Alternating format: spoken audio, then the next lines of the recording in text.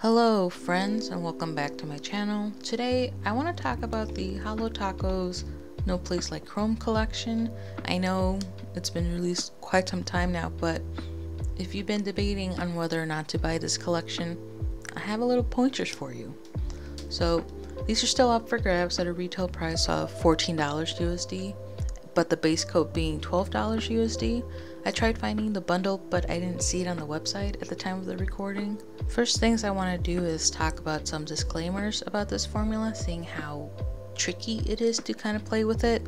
Chromes are notoriously known for showing every nook and cranny of your nail, so if you're like me, if you have textured nails, you will see those. Of course, you could always use a smoothing base coat and then a quick dry base coat to get a smoother look with some of the chromes, or if you like to use gel, polygel, acrylics, press-ons, whatever, that will also give you the very smooth results when using chromes. Secondly, with this being a chrome formula, can't overbrush. If you overbrush with this formula, with this polish, you will end up picking up what you've already brushed and lead to a very patchy looking nail. This is because of how fast this formula can dry, leaving very little room for you to kind of go back and try to fix. So the more you try to fix your design, the worse it's going to end up, and at that point you might just want to start over.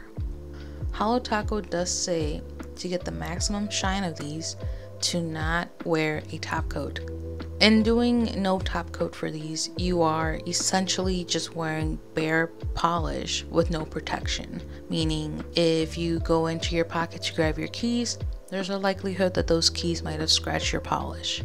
So your lifestyle, your body chemistry, all of those factors are important things in how long a polish can last on you.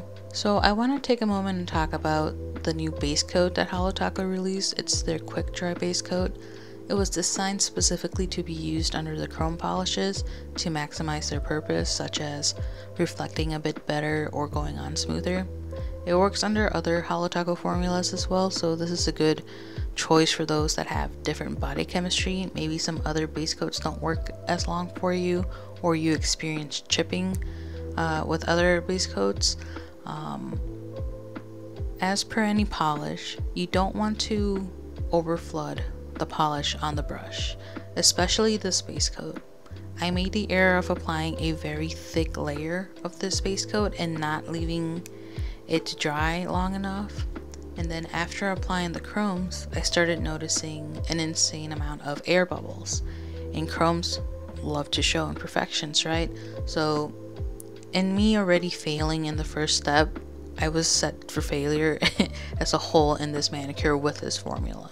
So definitely find your happy medium, apply a thin layer, and wait for it to completely dry. But obviously you don't want it to be too thin where you're having to do a lot of dry strokes, because then that's going to show up as well.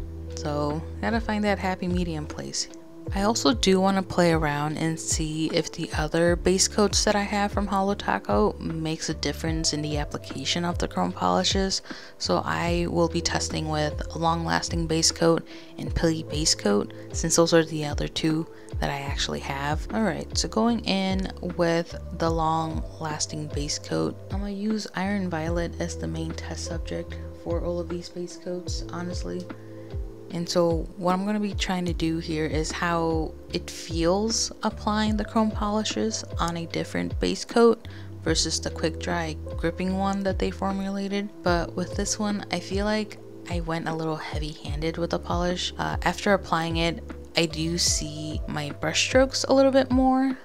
But other than that, I felt that the chrome polish applied smoothly compared to the sticky base of the quick dry one, at least. But also nothing is stopping you from applying a second coat of chrome polish to get an even more perfect, in quotations, mani. Then again, I guess it defeats the purpose of a one coat chrome. I don't know. Okay, and then I have the peel off base coat on my thumb here, and just like the long lasting base coat, it felt smoother to apply, but again, that could be because it doesn't have that grip power. There is some patchiness with the peel off base coat that I noticed, but I think if I do a second coat, it'll cover it up and I'll be good to go. I'm also not one of those people that cares too much about if a brand says it's supposed to be one coat, I must only apply one coat. I have not tested the longevity of the chromes with the long lasting base coat or the peely base coat. I've done it with the quick dry base coat and got to day 7 with some chipping, which is expected since, you know, doing dishes, cooking, volleyball, you know, life in general kind of gets at you. Now for the swatches, I am going to be wearing the quick dry base coat for all of them, and then I'm gonna try to minimize my brush strokes to 3 to 4 strokes, so 2 on the sides and then 2 in the middles. So you'll see it and it'll make more sense in the swatch videos. Let's get into swatches. First up is pink steel. This one looks exactly as the name suggests. Imagine you're adding pink to the finish of metal and together you get this. This formula is a bit streaky, which is normal for metallic polishes in my opinion, but overall the application is really smooth even with the grippy base coat that I'm using. It did take me a moment to figure out how much polish to load onto the brush, but I think for these ones, I'd rather be slightly heavy-handed with it than to not have enough in the brush. Here it is fully dry with no top coat. You can see my indents and all the good stuff. It's very shiny without a top coat. With the glossy top coat, I feel that the polish looks silky almost. I'm not sure how to describe it. I personally don't see too much shine lost, but maybe the tiniest amount. But I'm not going around and scrutinizing, you know, the finer details in real life.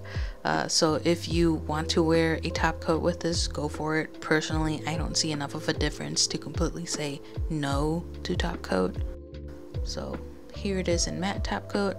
I think they look really cool like this too. Surprisingly, it's still very shiny and bright and reflective with the matte top coat. And here they are all together.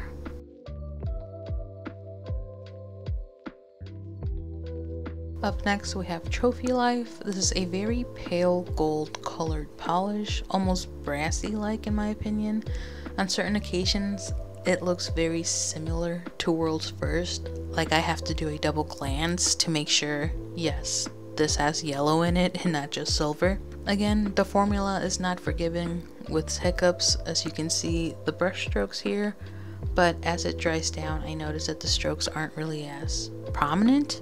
Here's how it looks like with no top coat, and then glossy top coat, which is very nice, and then matte top coat. You can definitely see my imperfections more with this one, and if you look closely you can see some tiny bumps. This to me means I didn't let the quick dry base coat dry completely, or I applied way too much base coat. And here they are all together.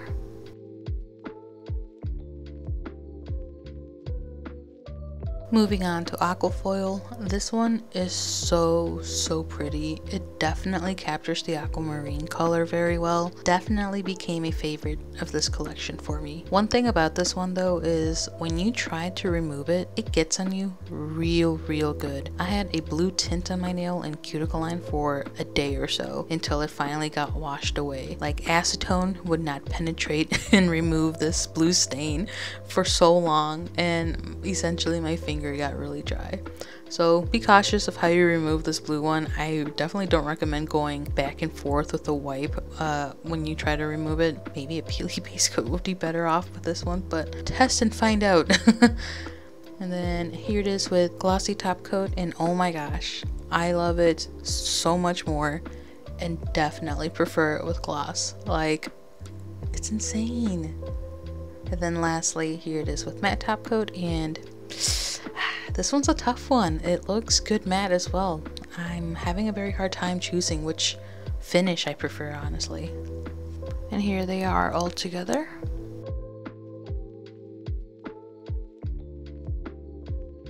Moving on to Iron Violet. This is the one that got me the most excited when the collection was being teased. I had really high hopes for this one, but unfortunately the dull purple look just isn't my type of thing, I guess.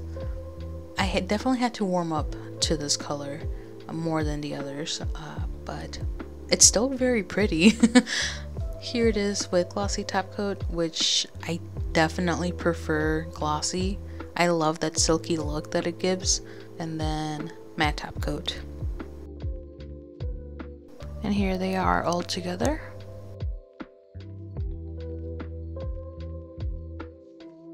Lastly, we have World's First, which I guess I should have done first.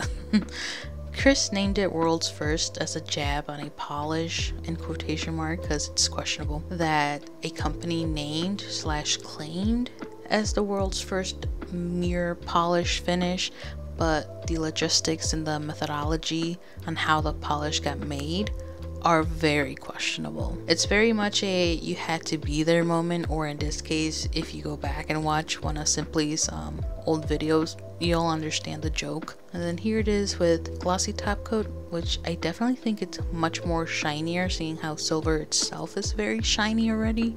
And then lastly, matte top coat. I feel like the matte top coat definitely dulled the polish a lot more than the others, but what do you think? And here they are all together.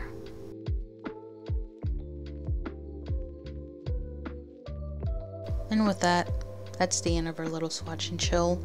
Overall, I'm very happy that I bought this collection, but I didn't get the collection box. I only bought the polishes. The collection box, the style wasn't my type of thing.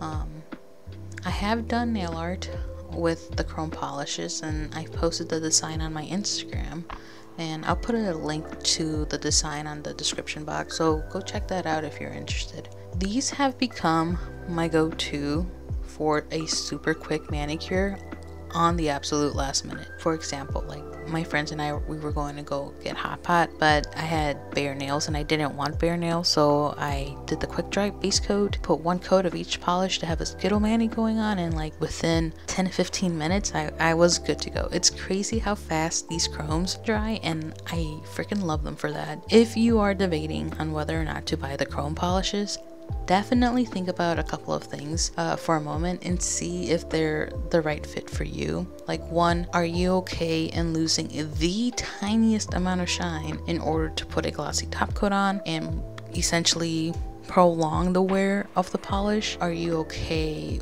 with like an extra step essentially in this? Two, are you willing to branch out and experiment a little in getting the application process down to a point where you're satisfied? Because I wouldn't say these are beginner friendly, very experimental in my opinion. If you're willing to learn, then there you go. And then lastly, does it make sense with your lifestyle? Which is honestly the case with any polish, but these ones specifically.